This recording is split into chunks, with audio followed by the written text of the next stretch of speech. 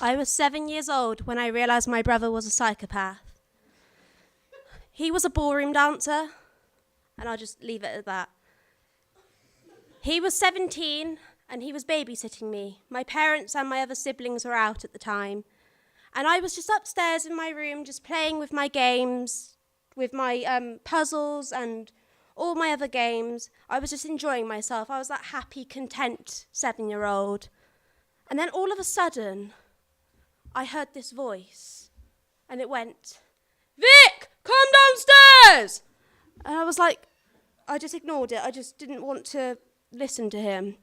And then he said it again, "Vic, come downstairs!" And I was like, no. And I just did not know what to do, because anything when it concerns my older brother is normally something quite bad. But then I decided to pluck up the courage, and I headed downstairs. I was shaking with fear about what would happen.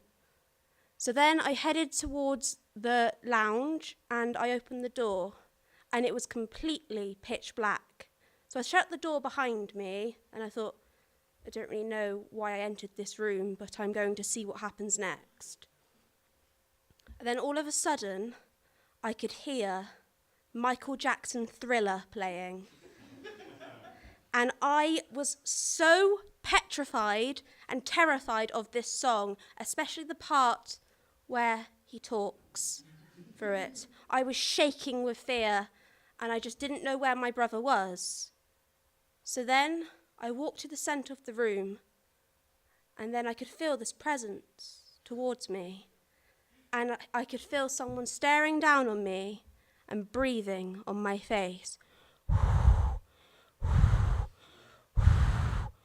And I was trembling. I literally did not know what was going to happen. So then, after he was breathing on my face, I looked up, and he suddenly turned on this flashlight and went, "Dance with me, Vicky." And I was just like, I don't really want to dance with you. Although you're a good dancer, I don't really want to dance with you. So then I backed off a little bit, but then I thought, okay. And then he said it again, but he said it normally this time. He went, "Dance with me, Vicky." And every time he turned the flashlight on and off, I was literally terrified. And then he said it a few more times, and he got closer and closer to me. And then I sprinted to the door. I was banging, I was crying, and I was screaming at the top of my voice. And then I thought, nobody's actually here, so how is anyone ever going to help me?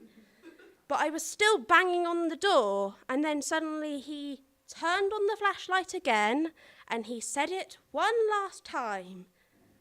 "Dance with me, Vicky." So me, being my gullible and very naive 7-year-old self, walked back over to him and thought, yes, I will dance with you, Sean. My brother is about 6 foot, and you can all see the height of me.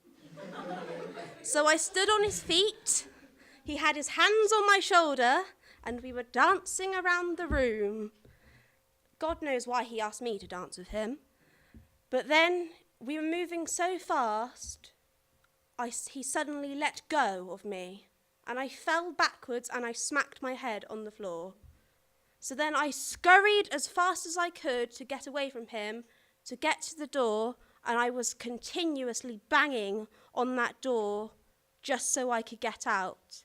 And then I put my hand towards the handle, and I found the key, which I thought that wasn't there earlier. So I turned it, and I opened the door, and I have never been so happy to see my parents in all my life. I gave them the biggest and warmest embrace. Although I was crying, I was absolutely terrified. But then I told them everything that happened. I thought, I'm going to drop you in it, Sean. I'm going to make you get your comeuppance for what you did to me. And guess what? My parents sided with me, and he got grounded. So that, my friends, the ballroom dancer got his comeuppance. Thank you.